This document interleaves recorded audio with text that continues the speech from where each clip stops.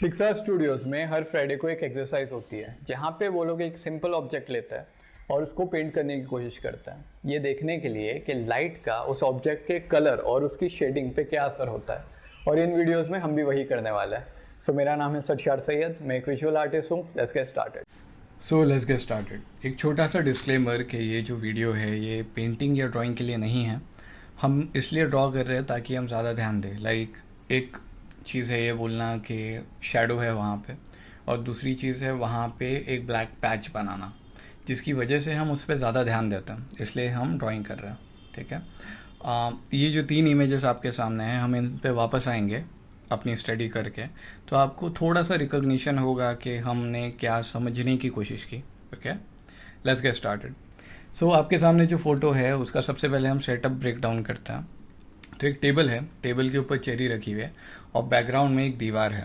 ठीक है। यहाँ पे 2 लाइट्स है। एक तो बैकग्राउंड में एक हल्की सी लाइट है जो थोड़ी सी डिम है, और चेरी के ऊपर एक लाइट फॉल कर रही है, ये राइट में रखी हुई है। ठीक है। अब इसके बारे में बात करते हैं। सबसे पहले कलर, इस लाइट का कलर वाइट ही है क्योंकि और कोई कलर चेरी के ऊपर नहीं आ रहा। दूसरी चीज़, ये एक सॉफ्ट बॉक्स भी हो सकता है और एक ये विंडो भी हो सकती है, क्योंकि फ़ोटो थोड़ा स्टूडियो मेडअप है, इसके लिए मैं समझ रहा हूँ कि ये एक सॉफ्ट बॉक्स है, लेकिन ये बहुत ज़्यादा सॉफ्ट नहीं है। ठीक है। हार्श लाइट है। वो सोचने की वजह ये है कि जो लाइट गिर रही है, पहले तो बहुत तेज़ है, स्पेकुलर हाईलाइट है, और दूसरी बात ये कि शेडोज़ बहुत हैवी है।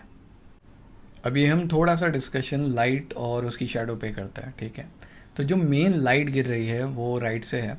अगर आप उसके सेटअप के टेबल को देखो तो वहाँ पे भी आपको एक ब्राइटनेस दिखेगी as compare to the left side. Okay. और अगर चेरी का हिस्सा देखो या उसकी डंठल देखो, वो भी आपको ब्राइट दिखेगी। तो ये लाइट वहाँ से आ रही है। इसमें एक चीज़ होती है जिसे कहते हैं स्पेकुलर हाईलाइट, जो इतनी ब्राइट होती है कि वो अक्सर पिक्सल्स को भी बर्न आउट कर देती है और पूरी वाइट हो जाती है। ये डायमेंशन देने के लिए अच्छा होता है, या कुछ पर्टिकुलर इंस्टेंसेस में बेटर परफॉर्म करता है। वो कैसे, वो हम धीरे धीरे अगले वीडियोस में देखेंगे। अब यहाँ पे अगर मैं शेडो की बात करूँ तो पूरा जो लेफ़्ट साइड है वो चेहरे के ऊपर से नीचे की तरफ पूरा डार्क होते जा रहा है, और बहुत अच्छा डार्क है। ब्लेंड बहुत हैवी है। अगर आप इस फोटो के अंदर देखिए और डायनेमिक रेंज के बारे में सोचें, which is the scale between the brightest and the darkest colours, तो इसके अंदर काफ़ी हैवी है, एकदम ब्राइट से एकदम डार्क जा रहा है। और एंड में जो चेरी की शेडो है वो आपको काफ़ी डार्क दिखेगी। तो इसका एनालिसिस, इससे हमें ये समझ में आया कि पहले तो लाइट बहुत हैवी तरीके से गिर रही है, एक ही सोर्स से आ रही है, उसका कोई कलर नहीं है। और जब वो गिरती है ना, तो ये जो लाल कलर का एक सिंपल सा ऑब्जेक्ट था, ठीक है, जिसके अंदर और कोई कलर नहीं था, उसको एक पूरा ब्लेंड दे के जाती है from white to dark. Okay. और ये जो चीज़ है, ये हमारा लेजेस से यही हमारा रिजल्ट होता है हर बार लाइटिंग में, कि हम उसको एक 3 डायमेंशन देते हैं। अगर आप अपने फ़ोटोज़ में, अपनी ब्लेंडिंग में ये 3 डायमेंशन दे पाए करेक्ट तरीके से, then your mission is achieved with light and colour. Okay. Light का और एक यूज़ होता है मूड सेटअप करने के लिए, and that is mostly use with the angle of light, और उसके साथ में the colour of light. Will hopefully see that as we progress. अब आ जाते हैं इन 3 फोटोज़ पे। By the way, if you are wondering what is the use of this, so अभी आपको उसका आंसर मिल जाएगा, क्योंकि अब जब आप इस डिस्कशन के बाद इन 3 इमेजेस को देखेंगे तो थोड़ा आइडिया आएगा कि जैसे मैं इसके बारे में बात करने वाला हूँ कि पहले इमेज के अंदर एक 45 डिग्री एंगल से लाइट आ रही है, दूसरे के अंदर 2 तरफ से लाइट आ रही है क्योंकि आपको 2 पैचेस दिख रहे हैं लाइट के, और तीसरे के अंदर राइट साइड से आ रही है लाइट। अगर इतना भी क्लिक हो रहा है ना at an instance of thinking, काफ़ी है, क्योंकि आपकी जो विजुअल लिटरेसी है, अगर वो बन जाती है सबकॉन्शियस लेवल पे, then if you are a photographer, designer, visual artist, anything, okay, it will help you a lot, and that is what we are trying to build. ये एक्सरसाइज करते करते, ऑब्जर्व करते करते आपकी एक विजुअल वोकैबुलरी या literacy उस level पे पहुंच जाएगी, at least when it comes to light. Okay, now let's break down this 3 images. पहले वाले के अंदर जो लाइट है वो स्पेक्युलर है, ठीक है, इसके लिए आपको चेरी का पूरा टेक्सचर देखने को मिल रहा है या उसका पूरा रिफ्लेक्शन देखने को मिल रहा है, इवन जो उसके ग्राउंड से आ रहा है, right.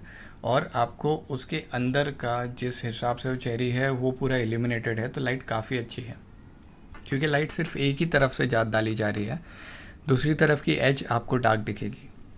Same goes for the second photo of the cherry, लेकिन यहाँ पे क्योंकि दो साइड से इल्यूमिनेशन है तो एजेस जल्दी नहीं दिख रहे, जो दिख रहे हैं पीछे की तरफ एक डिफरेंस है पीछे के बैकग्राउंड में और चेरी पे, क्योंकि लाइट उतनी ज़्यादा है और बैकग्राउंड पे उतनी ज़्यादा नहीं है, लेकिन दोनों तरफ से आ रही है, तो हल्का हल्का आपको कहीं ना कहीं शेडो दिखेगा, लेकिन जितनी फर्स्ट इमेज में है उतना नहीं दिखेगा, क्योंकि इल्यूमिनेशन काफ़ी अच्छा है।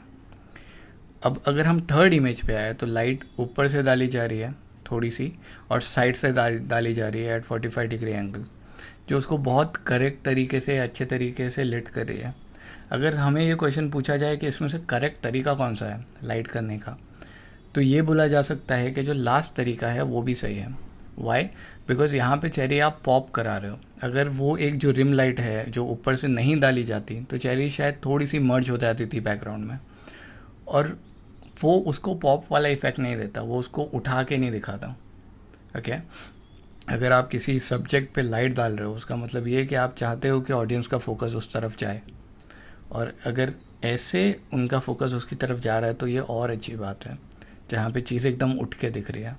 And that is what you have to observe. Okay, creation comes when you are practising, so a little homework for you. आपके घर में जो भी ऑब्जेक्ट है, मे बी टेबल पे या शोकेस में रखा हुआ, जस्ट पिक इट अप। अभी जहाँ पे है वहाँ पे एक फ़ोटो क्लिक कीजिए, खिड़की के बाहर एक फ़ोटो क्लिक कीजिए, और ट्यूबलाइट के नीचे एक फ़ोटो क्लिक करके देखिए। तीनों में लाइटिंग में बहुत फ़र्क आ जाएगा। अगर अभी आप सिर्फ ये ऑब्जर्व कर रहे हो, even that is good. If you have any question related to the discussion we just had, just let me know in the comments. Thank you so much.